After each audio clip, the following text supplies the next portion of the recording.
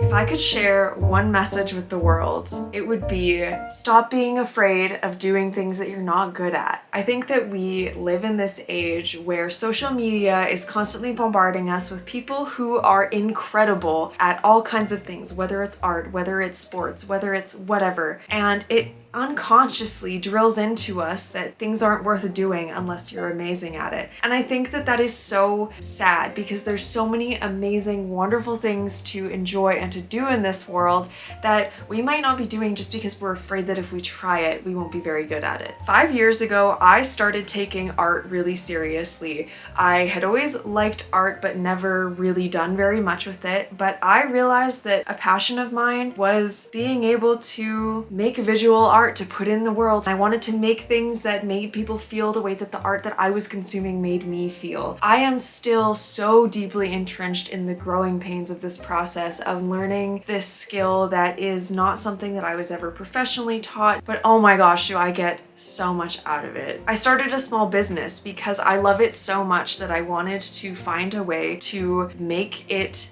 my work so I could do more of it. But my point is that within this career, this life choice that I've made, I have learned over and over again that just sitting and working in and doing the things that I feel most comfortable, things that come most easily to me, just lead to dead ends, creative dead ends, because eventually there's no creative spark there anymore. When you've done the thing, you've tried the thing, you've made the thing, that spark is gone. And trying to just repeat the same things over and over again is often the route to financial success, but it's not the route to creative fulfillment. Now that I've set myself up in a way where my life is dependent on having my art sustain me, I think it's so important to keep following my creative intuitions and try the things that I'm not good at and not shy away from the things that are hard for me. And one of the things that has always been really hard for me is painting landscapes. When I first really started getting into art, I just never did them. I just stuck with my cute little animals and nature subjects and painting things as individual subjects rather than within a scene, because the artistic strength and ability that it takes to draw a full scene, taking in the proportions and all the dynamic movement and the light and all of that stuff was way beyond me. And I could continue on the career path where I just keep doing the things that I feel most comfortable with, the things that are easy for me, but I choose not to. I choose to force myself to spend time every week doing the things that I'm not good at, because they will eventually become things that I am good at if I keep trying. And this is something that I really want to get better at. I've learned over the years that one of the best ways for me to get better at something, to push myself to do something, is to set up a challenge, make some little rules for me to follow. And so I made myself a little landscape challenge. I really believe that creativity is born out of restriction and not out of complete freedom, so I made myself some rules. The first was that I was going to paint every one of my landscapes on this 100% cotton paper that I purchased recently. I painted all of them using gouache because that's been the medium that I've been most interested in lately, and I wanted a chance to explore with it, get to know it better. I also set a 20-minute time limit for each of my landscapes, and this made it really hard, but having a timer on your artwork takes you out of that space of questioning your decisions. You have to just go, you just have to trust your creative instinct and do it, and then learn from it afterwards, and boy did I learn a lot from this process. I also forced myself to do all of these freehand without doing any tracing of the shapes ahead of time, which was again really hard, but I learned so much about being able to perceive proportions, and it really helped to train my eyes in a really dramatic and drastic way really quickly. So I hope you'll hang out with me for a while, watch me stumble through these gouache landscapes, and take away from it the inspiration to go try something that you have been inspired to try but are not sure that you're going to be good at, because it's worth it. It's worth it in the end.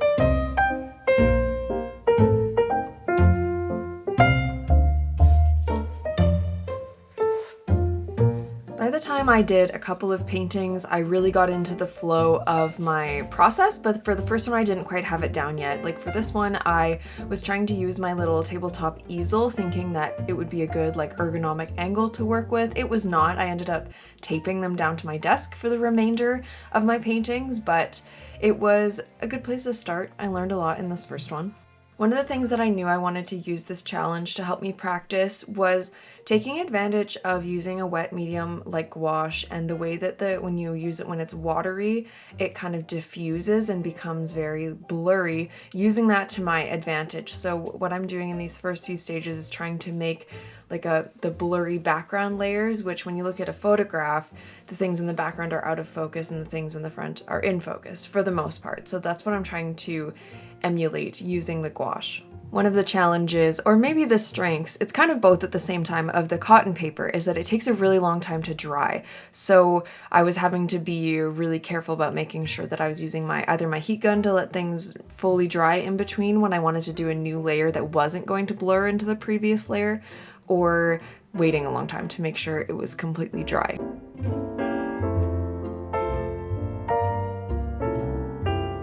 Another thing that I'm working on that you can see me struggle with a little bit in this one is trying to have the level of detail increase as you get closer to the front, and have things be bigger in the front and smaller in the back. So this is something that it's one of those things that the eye kind of naturally tricks you away from. You want to just make things the size that you know they are, but it's important to zoom out and remember, okay, I'm in like the mid-range of the photo, like this is the size of what the like blades of grass are at this point in the image as compared to the front when things are much bigger and in more detail.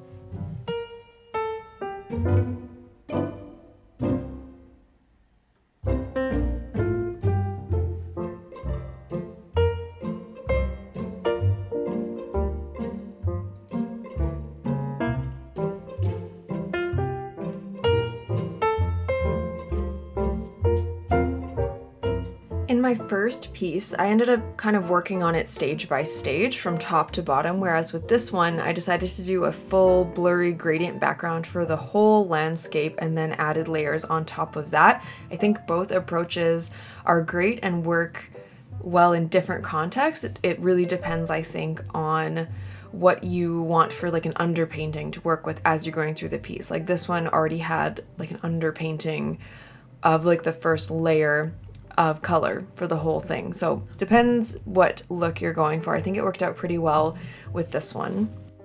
One thing I did in this one that I think came across really well was focusing on making sure that in the back you've got cooler, more desaturated colors, because that's naturally what's going to happen when you're looking out. Your eye just picks up more pigment, more stronger colors in the front, and then the cooler, more desaturated in the back, and then warmer, more vibrant colors in the front. And I also really love like the full range of cool to warm colors in this one. The colors I use in this piece are kind of outside of my normal color palette range, although I'm trying to stop thinking about having one of those. I'm trying to just think about like using what makes sense for each given piece and not leaning too much into working with a consistent color palette all the time, because for this piece it has such a nice range of color that I wouldn't normally gravitate towards, and I think it turned out really nice.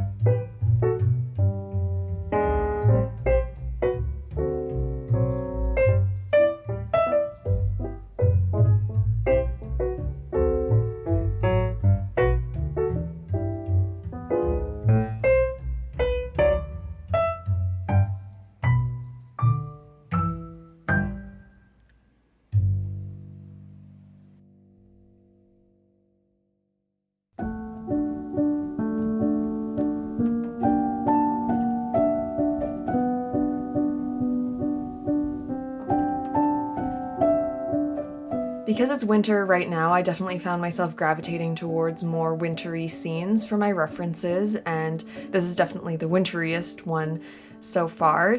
This one, I approached the background from top to bottom rather than doing the whole thing all at once like I did in the last piece, and that was because there was a lot of negative space I was trying to work around, and trying to leave negative space while working freehand is really, really hard. It was definitely a really good challenge.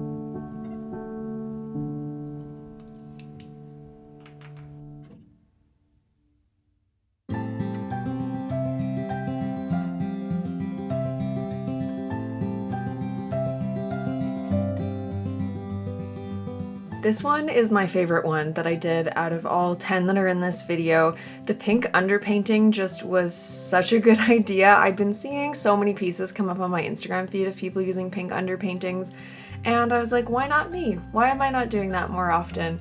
And I just love the way that it blended with my like warm smalt blue shade to make that almost like a sunset sky kind of look, but yeah, just the warmth that the pink gives just suited this piece really, really perfectly, and I think it would have been really boring without it. Like, it gave it that like depth that it needed. And also the pink blended really beautifully with the snow, the white snow as well, and kind of brought like a warm glow to it.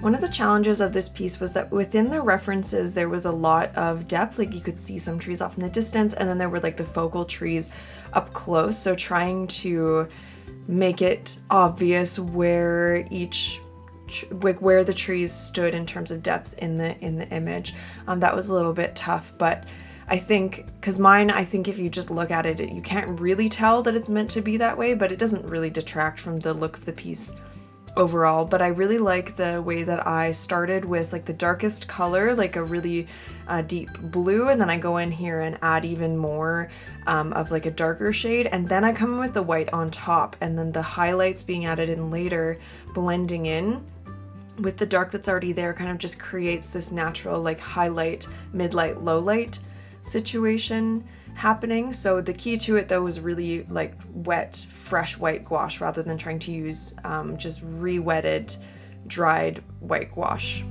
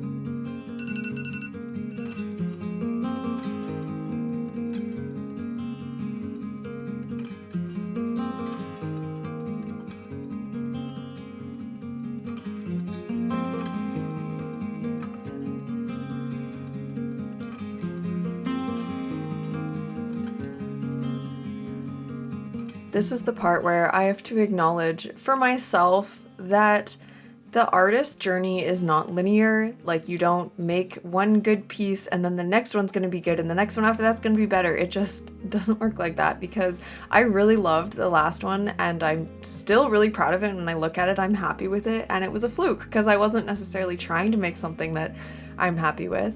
But then it's really hard not to go, okay, the next one's going to be just as good. And it certainly was not. This piece was a bit of a mess. First of all, I think that I chose too bright of a color for the background. I think that this like neon, really, really bright reddish pink is not my vibe, and it wasn't the look that I was going for. This piece also was the first one that made me realize I really have some work to do on figuring out how to depict mountains properly. A lot of the references that I used for these 10 landscapes came from some friends of mine who are hosting a challenge on Instagram called Draw the Alps. And I always thought like mountains wouldn't be that hard of a subject, even though I hadn't really painted a lot of them.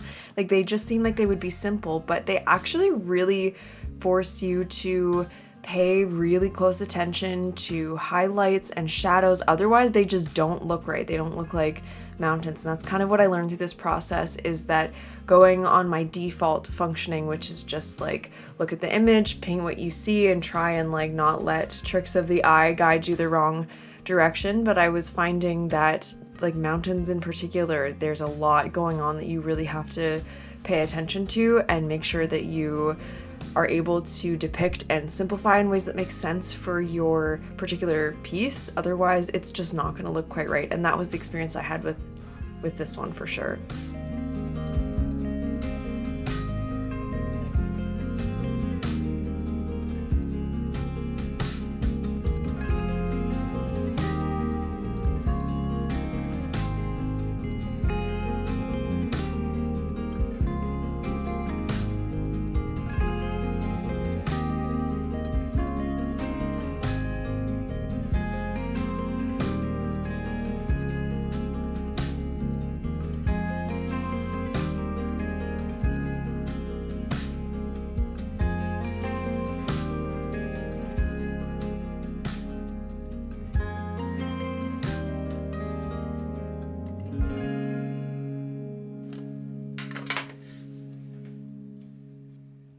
I decided to try repainting the same reference from the day before because I really felt like I could learn something from it and do a better attempt the second time. And I think a couple of things went better, but overall I'm still not really happy with how this one turned out either. I went for a very different shade for the underpainting, but this one I think was a little bit too soft. Like it didn't have enough of like a kick to it to give that warmth that the scene really needed, and it didn't really come through the same way that it did 2 paintings ago in that tree scene that turned out so well.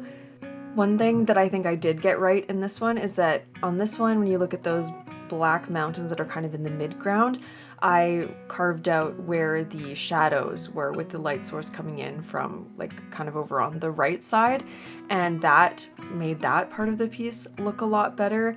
The mountains in the back are looking kind of off to me still in this one. I think it's partially because this cotton paper, just the way it absorbs so readily, it's hard to make details pop. And then the front rocks in this one also were a little bit more of a challenge. The snow too is hard. Like I think that the painting would have looked more like the way I wanted it to overall if I had used negative space for white instead of layering white on top in the end, but you can't really do that and also do a pink underpainting. So yeah, lots of challenges to be fought with this reference for me.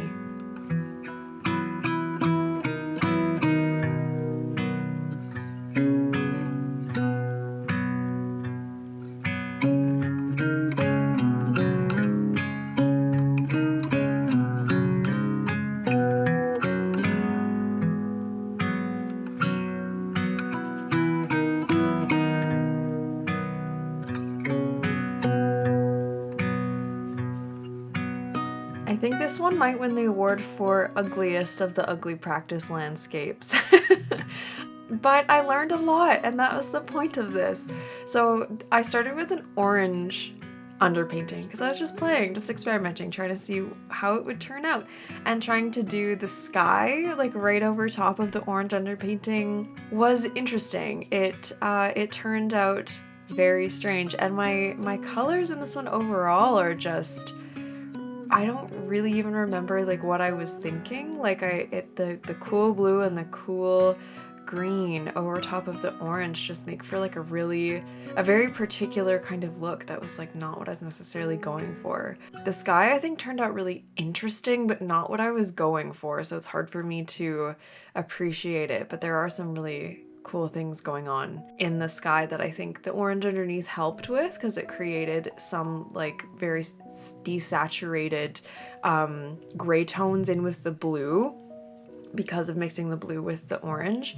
I think the key problem with this particular one was trying to do too complicated of a reference in 20 minutes on the cotton paper. So that was a really, really big challenge, because trying to paint all the little petals of a sunflower when I'm like, oh my gosh, I'm running out of time was really, really hard, especially when I was like doing layers on top of layers and waiting for things to dry.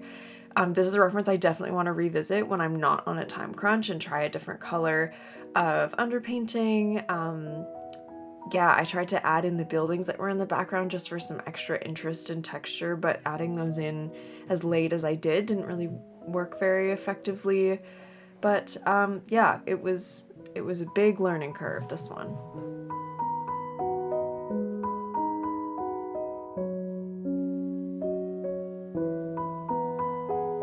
I decided to take a break from trying to experiment with underpaintings just after having such weird results for the last couple, and go back to doing a like gradient kind of background that is going to be the bottom layer of color that matches what's going to be going on top.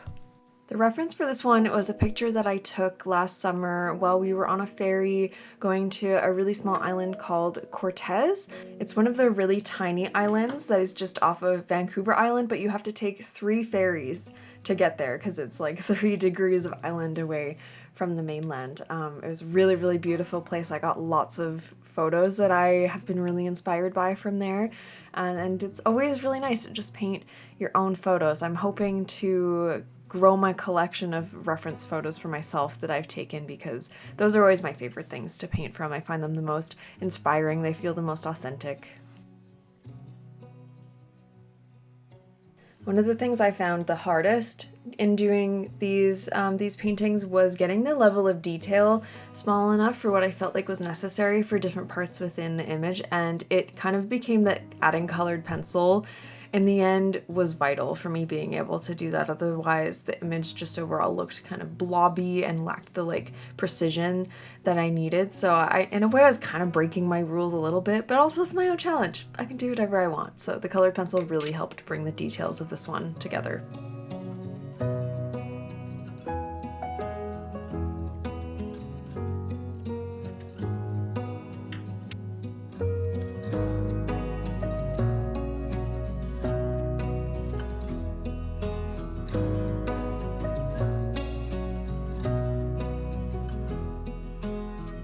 This is another reference from the Draw the Alps challenge, and I went for a yellow underpainting because I watched some videos on underpaintings and learned a little bit more just by watching other people play with them and experiment with them, what each one, like what different colors, what impact that can have on the painting. And a really great video I watched kind of talked about how like a pink underpainting kind of gives that more like morning or sunset, like filtered light kind of look.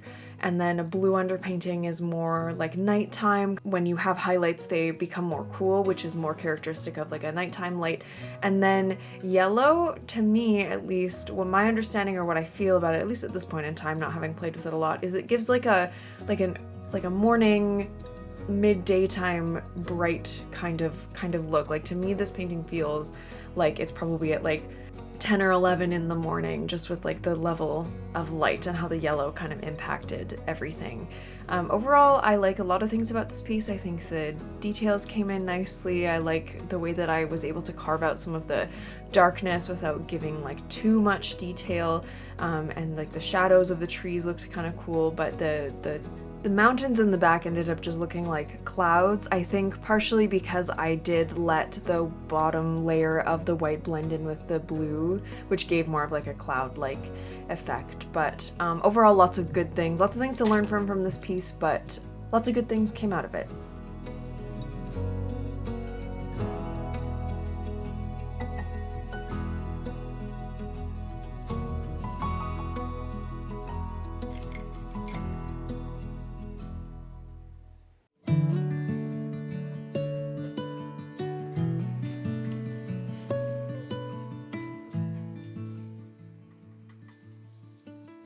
We made it to the last one, y'all, and the last one continues with the theme of Katie struggles with mountains.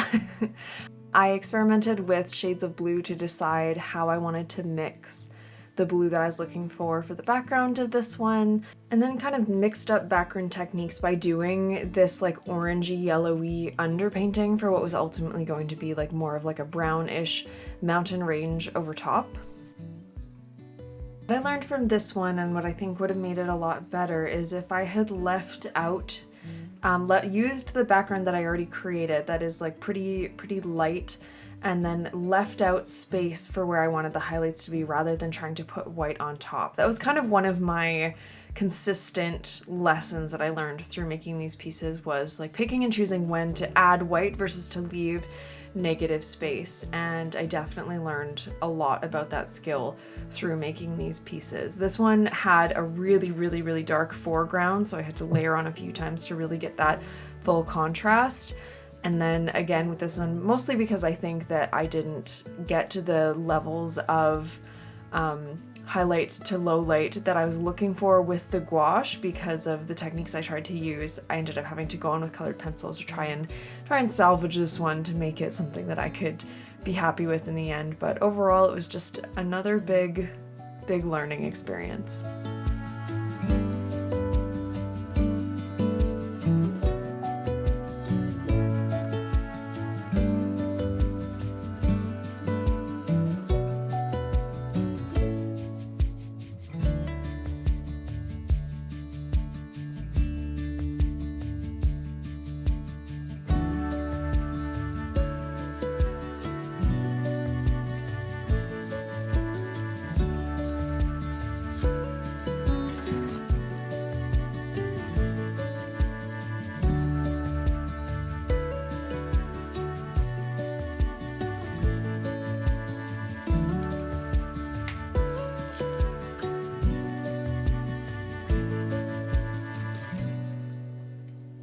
Thank you so much for watching. I would love to hear something that you have been struggling with or wanting to try or wanting to practice and get better at. And if you're going to try something like this, because I think that we're all in this together, and the more that we encourage each other to stick it out through the growing pains of trying new things, the more we can expand our little creative world and get more out of this short and beautiful life. If you liked this video, please let me know. It's quite different from the other kinds of videos I've made in the past. Typically I do more things like cozy vlogs and tutorials on the things that I create for my stationery and art business. I've also got a Patreon where I create a variety of content, including a monthly podcast. I sometimes do art breakdowns. A newer project for me over there is doing a monthly calendar piece and sharing my painting process for that. I'd love to see you over there if you want to check out what we've got going on in that cozy little community. Thank you for your time, my friends. Your attention means the world to me, and I will see you in the next video. Bye!